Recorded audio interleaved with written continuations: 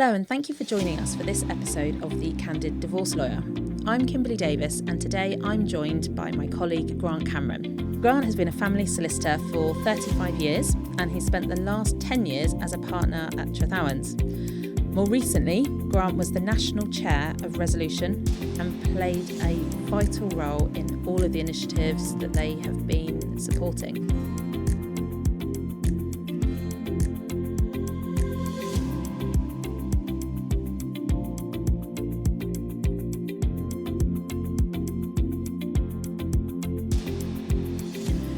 During today's episode, we are going to outline the divorce process and what people can expect during each stage of the proceedings, including the expected timescales. So, Grant, before we kick off, perhaps you could briefly introduce yourself. I became a family lawyer, as you say, back 35 years ago. And right from the outset, I focused and specialised in family law. I was very keen to be involved in looking after people. And this was an area of law that I sort of was attracted to. When I joined Trethowens, it was a firm that had a very strong sort of reputation, and I knew were very focused on looking at sort of out-of-court ways of resolving family matters, and that covered finances and children, and it's been a great sort of privilege to be part of a strong team, as I say, and we really do support clients in the process, both providing them with legal advice, but also making sure that they're signposted to get the emotional support, which you've touched on, which is so key sort of when you're looking at sort of divorce, separation, and sort of issues that arise as a result of these. So at what point would you say is it sensible to get legal advice? Is it necessary at all if everything is amicable? I would always say early legal advice is really important. And even when the situation is amicable, certainly a family lawyer sort of committed to moving matters forward is going to give sensible, constructive, practical advice, but also to build on the fact that if the couple are amicable in their separation, that won't be undermined, that will sort of remain a focus both in the advice given and to move the matter forward. But for me, early legal advice is key. When a layperson's going through sort of separation, there's so much going on in their minds. There's so much that they've got to focus on, whether it's the future of the house or what's going to happen to the children's schooling. All those things are sort of mulling through their minds. So to get some early legal advice helps hopefully give them reassurance and also areas they may not be aware of. So for me, early legal advice, regardless of sort of the reasons of separation, is really important. I entirely agree, and it can be so overwhelming. So as I said at the outset, our previous podcast focused on the emotional side of things, but we can't underestimate how overpowering that can be. And so having that advice throughout is just so useful. I'm glad you've mentioned that we do all we can to try and keep things as amicable as possible for our clients. And I'm really proud to say that you and I, Grant, are one of a minority of family lawyers around the country that are actually fully qualified in the Resolution Together model, which is still quite new. So do you mind just explaining to our listeners what that is? As you say, Kimberley, both of us are very proud to be sort of part of this sort of new approach. And it's basically a one couple, sort of one lawyer approach. So where you've got couples where they are very amicable, they may have reached decisions relating to their finance or children, or they may sort of still need some sort of guidance as far as making those arrangements are concerned. They can sort of elect to sort of go to a solicitor who will give them advice. So it's slightly different from mediation, where a mediator can give legal information but can't advise. And the lawyer can give both of them advice in a sort of particular environment, and that will hopefully steer their discussions with advice throughout, helping them reach an agreement overall. And I'm saying that could be financial and or concerning their children arrangements. It is a relatively new concept and certainly has been tried and tested, and we're sort of getting quite a lot of take-up. One of the reasons I think we both decided to train in this way was that it was because of that's what clients were looking for, where clients weren't falling out, where they wanted to try and reach arrangements quickly, cost effectively, but constructively. but they also wanted one lawyer to do it, but knowing that they would still get the benefit of legal advice, this approach for them seemed the sort of ideal way forward. And of course, it won't be suitable for everyone, but my experience so far is the couples that I've seen under the one couple, one lawyer model has been really positive, and we've got to an outcome that they're both really happy with, and they're both able to move forwards with their lives, still having that amicable, sometimes if they're parents, co-parenting relationship intact. I absolutely agree. And obviously part of that process is we'll meet with the clients individually so we can assess whether it's the right model for them, because you're right, it's not suitable for everybody. So we have that chance to sort of meet with them, learn sort of, again, a little bit more of the background and what's important to them. And we can then help sort of make that assessment as to whether it is the right model for them or not. If it is the right model, then we bring them together, and then we can go through sort of dealing with all sort of elements that need to be looked at when trying to reach an agreement. But what exactly does a solicitor like yourself do throughout the divorce process? So it obviously depends what the client would like us to do. And in terms of the divorce process itself, it's a sort of, if you like, an application, and we can assist with completing the sort of necessary forms and guide the client through the various stages within the divorce. But I'd also want to stress that a family lawyer's role is so much bigger than that in the terms of making sure clients are signposted for the emotional support that we've touched on, to make sure they're getting sort of financial advice and financial input so that decisions they're making concerning their finances on separation are made in a sort of informed manner. And also if there's arrangements around the children, how can they work practically, and sort of road testing sort of those proposals that the clients may have worked on between themselves. So the divorce is really only the tip of the iceberg, and actually our role there is to help steer them through that sort of procedural steps.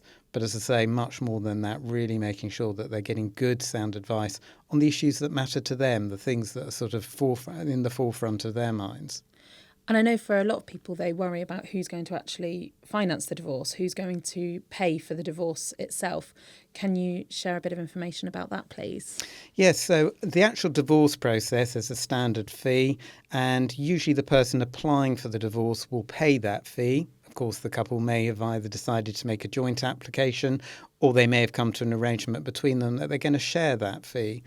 But in terms of actually sort of covering that off, that sort of gets the divorce process underway.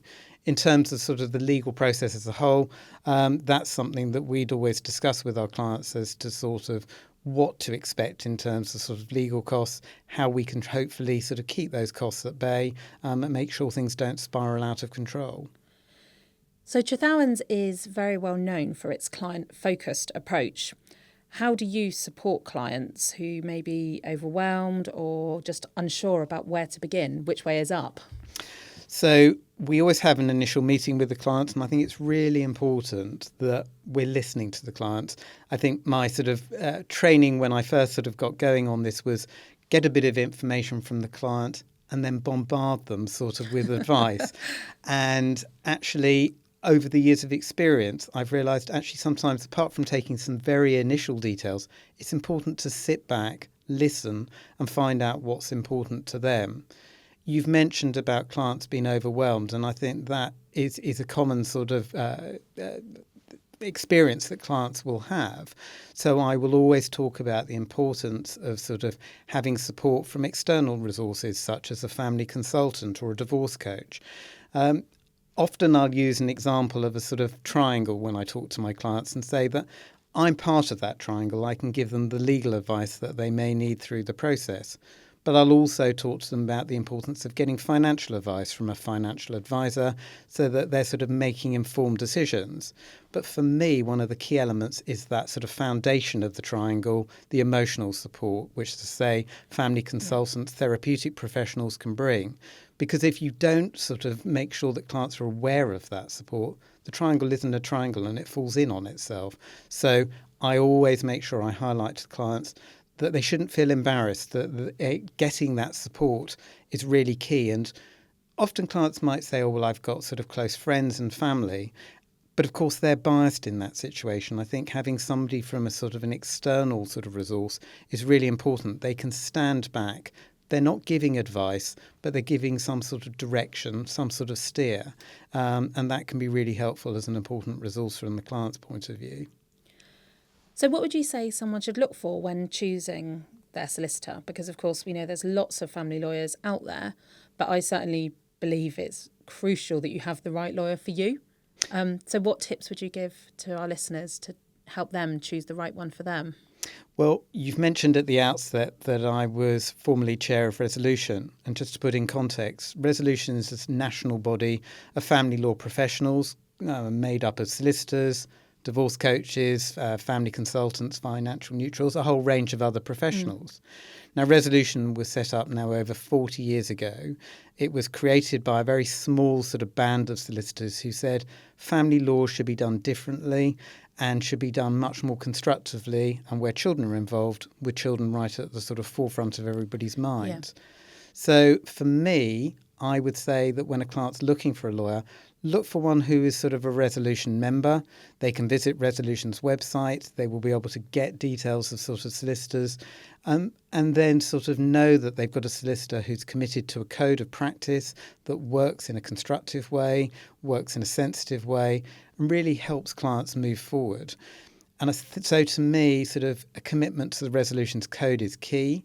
I think the other element is also when you have your initial meeting with a solicitor, you've got to feel comfortable with that individual. And whether we meet a client in person or whether we do it now sort of remotely, it's really important that the client feels not only confident but really comfortable, because that lawyer is going to be looking after them through what is obviously a life-changing event for them. So it's absolutely key they feel sort of at ease with their solicitor right from the outset.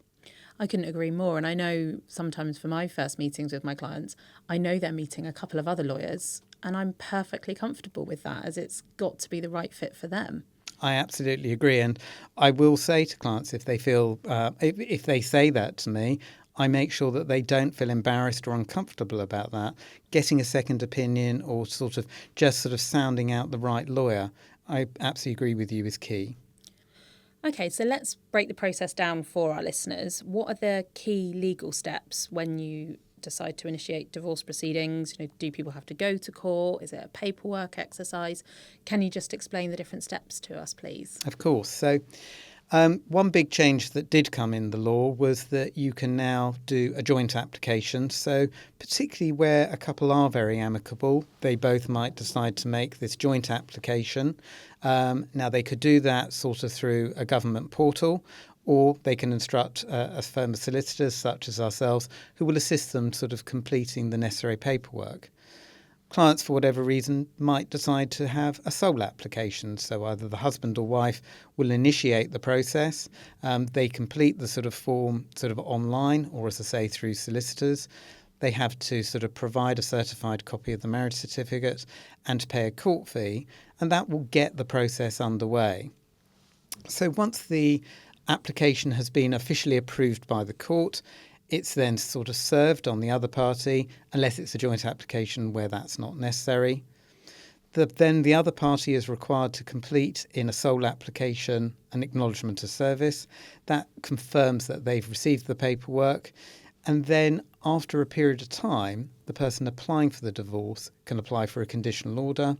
And that's sort of first stage in a sort of two-stage process, which ultimately leads to the sort of marriage being brought to an end. So there's sort of various stages. You've asked, do you need to go to court? And the typical answer is no. You would only really have to go to court if there's sort of some issue had arisen by the person answering the divorce. If they're saying, for instance, their marriage isn't legal, these divorce proceedings shouldn't have been brought, that would lead to a court hearing. But in vast majority of cases, no, attendance at court is not necessary. Okay, and if one person doesn't want there to be a divorce, can they stop it? Can they defend the divorce application now? So historically, defending a divorce was possible. Now it's not a defence in a traditional sense. So what the respondent, the person answering the divorce, could do is saying, well, the court haven't got legal authority to deal with this divorce. There's a jurisdiction sort of issue. Or the marriage, for whatever reason, isn't legally valid. And that would be a basis to sort of oppose the divorce. Okay, so it would have to be about the legal technicalities as to whether or not there's jurisdiction, as opposed to what we used to see, thankfully not too often, but we did see it before, where one person could just block the divorce, and that created obviously a lot of heartache for some couples up and down the country, but that has all gone now. Yeah, so there's no sort of technical basis for a defence. The respondent could make life slightly slower by saying not acknowledging the divorce paperwork, in which case other sort of processes need to be looked at. But it ultimately means that the person applying for the divorce would be able to get the divorce to go through. As I say, there's no way a divorce can sort of be blocked sort of indefinitely. And how long does it take? So I know we often hear people talking about a period of contemplation. I have some clients say to me, oh, it's too slow, it's too quick. Can you just clarify for our listeners, how long does it take from the point of issue to getting that conditional divorce order? So the overall process, I'd say, is about 6 months. What happens is once the divorce application has been issued, sort of formally issued by the court, the parties then enter a 20-week sort of cooling off period. Now that cooling off period is deliberately designed where the clients can take sort of advice, they can focus on the arrangements for the children, they can look at sort of the finances, and this just gives them a period of time to really sort of look at those issues. It's after the 20-week period, then this person applying for the divorce can then apply for the conditional order. The judge will then look at the sort of paperwork, and if it's determined by the court that that party's entitled to a divorce, the conditional order can then be made. So sort of in broad terms, I'd say about 6 months, really up until the point of the final order being made in the divorce. You have your conditional order, and then after 6 weeks, the applicant can apply for the final order. This is the sort of order that brings the marriage to an end, and therefore the parties are no longer legally married. Okay, so can you just clarify, what's the difference then between a conditional divorce order and a final divorce order? So the conditional order used to be called decree nisi, and as I say, it's the first stage in this two-stage process. But you are still married? You are still married. Okay. So at that point, yes, parties wouldn't be free to remarry. And as I say, then there's this additional sort of period, these sort of 6 weeks between the conditional order, as I say, where it's not being finalised, and then, as I say, the applicant can apply for the divorce to be completed with the final order being made. And it's at that point the marriage is sort of effectively brought to an end. Okay. And are there any common delays or pitfalls that our listeners should look out for? The respondent could apply for the divorce to be delayed whilst sort of finances are being considered. And obviously there is a slight dependence on sort of the parties dealing with paperwork sort of appropriately and sort of promptly. So I've mentioned when the respondent receives the divorce paperwork, he or she will be expected to return an acknowledgement of service within a 14-day period. If they don't do so, that could cause a delay.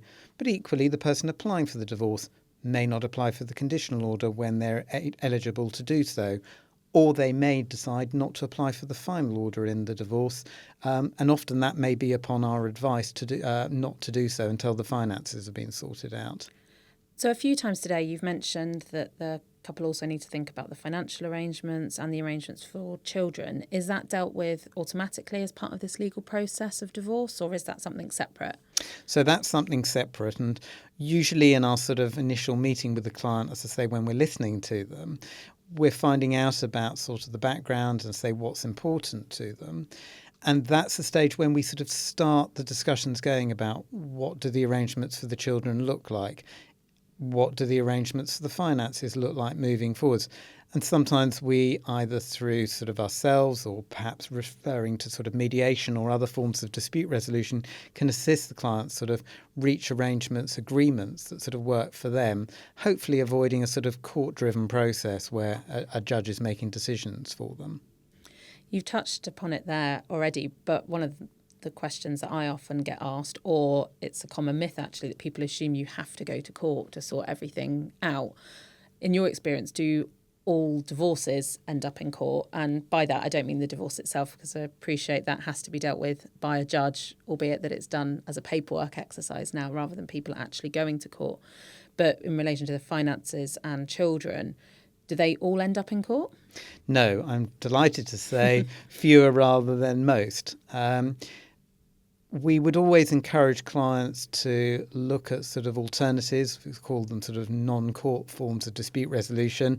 And as I say, we might suggest to the clients that they go to mediation, where they'll meet with a mediator who will assist them in discussions to try and reach an agreement. And there's other process, sort of round table discussions, solicitor-led discussions, where we can assist them sort of in reaching agreement on these matters. It's key for a number of reasons, and I would say, firstly, financial. The court process is not cheap. Equally, the court process can be a very long, drawn-out process. When clients are using other forms of dispute resolution, this enables them to sort of remain very client-focused, move matters forward more effectively, more efficiently, and also hopefully keeps the clients in a situation where they are having constructive discussions and they're taking ownership of those decisions moving forward. So, what final piece of advice would you offer someone who's just beginning the divorce process? We may have a listener that sat there with this podcast in their ears thinking they've just told their spouse, or perhaps they're about to tell their spouse. Have you got one tip to help them not feel so overwhelmed as to what they should do next? Going back to something I said earlier, I would say early legal advice, because as lawyers, we don't just deal with just the law, but we can give them some of the practical tips as well as to approaching the spouse. How is that best managed? Because for every couple, there may be different scenarios. So we can talk that through, give them some reassurance. And I'd really encourage clients to look at the resolution website, because on that website, there's a wealth of material, even practical things about sort of parenting and separating. How do you sort of look after the children going through sort of the separation process? Because children will ask those all too often awkward questions. And the information that's been made available through the resolution site is really practical tips. It's not sort of lawyer written. It's very much with the sort of client in mind and the children in mind. So I know you said one tip, but I think there's a combination there. Having early legal advice enables us to sort of then signpost clients to these sort of various resources. And I think making sure that clients are sort of properly tooled up, that they know what resources are out there for them, hopefully gives them strength to make sort of, say, what are real life-changing sort of decisions moving forward. Grant, thank you for joining me today, and a big thank you to all of our listeners. We really hope you found this episode informative. Grant has already touched upon non-court dispute resolution, and if that is something that you are keen to learn more about, I really recommend you listen to our next podcast, where we'll be delving much deeper into the various forms of NCDR. To keep informed about future episodes of our podcast, please follow or subscribe to our page, The Candid Divorce Lawyer. We look forward to welcoming you again soon.